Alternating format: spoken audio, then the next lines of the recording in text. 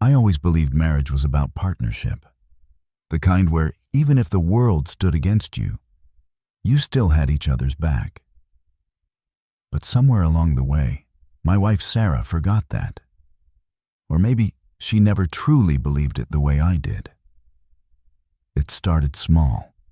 We'd go out with friends or colleagues, and I'd notice the way she created distance between us, like she was embarrassed to be seen as too close.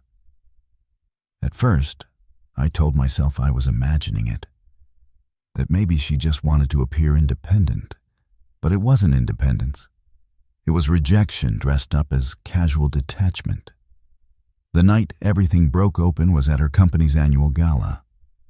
She had been preparing for weeks, excited about the dress, the people she'd see, the chance to network. I thought of it as a night to support her, to show that I was proud to be by her side. We walked into the hall together, and I noticed how she instantly shifted her tone, her posture, her smile. Around her colleagues, she was all charm and confidence. When I reached for her hand, wanting to share in her moment, she gently pulled away, almost too smoothly, as if she had practiced the move. But it wasn't the pull that hurt me the most. It was what she whispered right after. "Don't let them think we're a couple." For a moment, I couldn't breathe. The word sliced sharper than any fight we had ever had. We weren't arguing in private. This wasn't some heated mistake. This was deliberate. She was telling me, in a room full of people, that being associated with me was something she couldn't risk. I stood there staring at her, trying to process. Did she really think being my wife was a liability? That holding my hand could somehow lower her in the eyes of her coworkers? She smiled at someone across the room, acting as if nothing had happened. But for me, the entire evening had already collapsed. I sat through dinner like a ghost, her laughter with others clanging in my ears. The image of her hand slipping from mine, replaying over and over. When she leaned in to whisper about networking after the speeches, I didn't answer. I simply pushed my chair back, stood up, and walked out of the room. I didn't look back. Not at her shocked expression, not at the whispers that followed me, not even at the doorman who offered a polite smile as I stepped into the night. All I knew was that the woman who had once sworn vows to stand beside me had just made it clear she wanted the opposite. And for the first time in years, I wondered if walking away from her that night might not just be temporary. It might be permanent. When I got home that night, the silence hit me harder than the words she had spoken. The house we had built together, decorated with photos from vacations, anniversaries, and holidays, suddenly felt like it belonged to strangers. I stared at the framed picture on the mantel. Sarah, with her head resting on my shoulder, both of us smiling like the future was ours to hold. But in that moment, the memory felt like a cruel joke. I replayed her whisper over and over. "Don't let them think we're a couple." The phrasing was so cold, so calculated. Not, "Don't embarrass me," not, "Let's keep it professional," but an outright denial of who we were. She had erased me in a single sentence, and she had done it without hesitation. For years, I had tolerated her small dismissals. She never introduced me properly to new friends, just a casual, "This is Kevin," instead of, "This is my husband." She brushed off affectionate gestures in public, claiming she wasn't the touchy type. I believed her. I gave her space, but space had turned into distance. And distance had hardened into a wall that she never let me climb. When Sarah finally walked through the front door later that night, she looked startled to see me sitting in the living room, still in my suit, the tie loosened, the untouched glass of whiskey on the table beside me. "You left without telling me," she said, setting her purse down, her voice clipped with annoyance more than concern. laughed. Not the kind of laugh born from humor, but the kind you let out when pain finds no other exit. Why would I stay? So you could pretend a little longer that we're not together? Her face hardened. Kevin, don't make this a bigger deal than it is. I just didn't want them to think.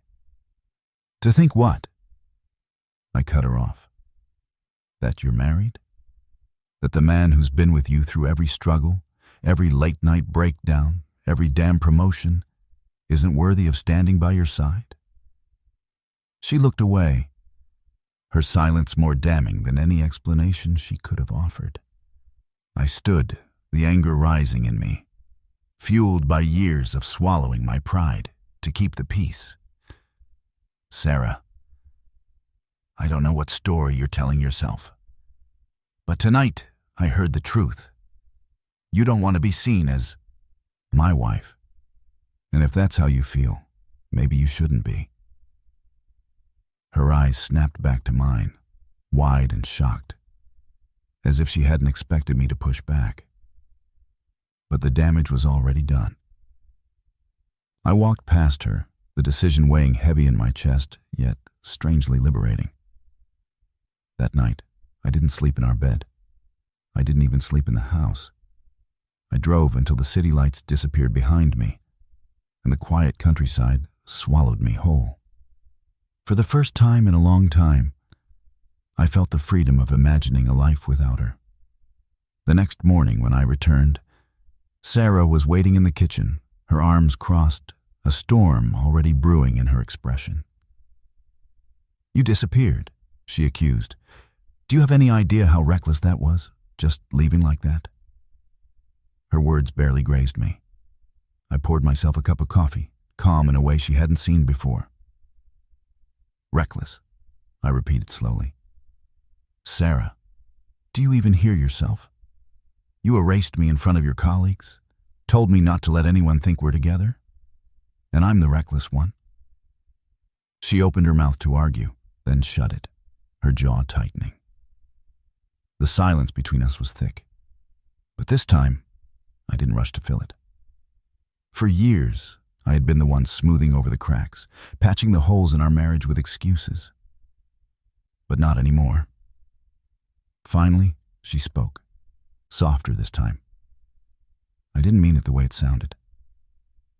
Then explain it, I said flatly, because the way it sounded was very clear. She hesitated, fumbling for words. I don't like people knowing too much about my personal life. It makes me feel trapped, judged. I stared at her, the weight of her excuse pressing down on me. You feel trapped by being my wife? Her silence was the only answer I needed. I set the mug down, the clink louder than I intended. Sarah, I've loved you since the day I met you. I've fought for us when you pulled away. I've swallowed my pride when you made me feel invisible. And I've believed every excuse because I wanted this marriage to mean something.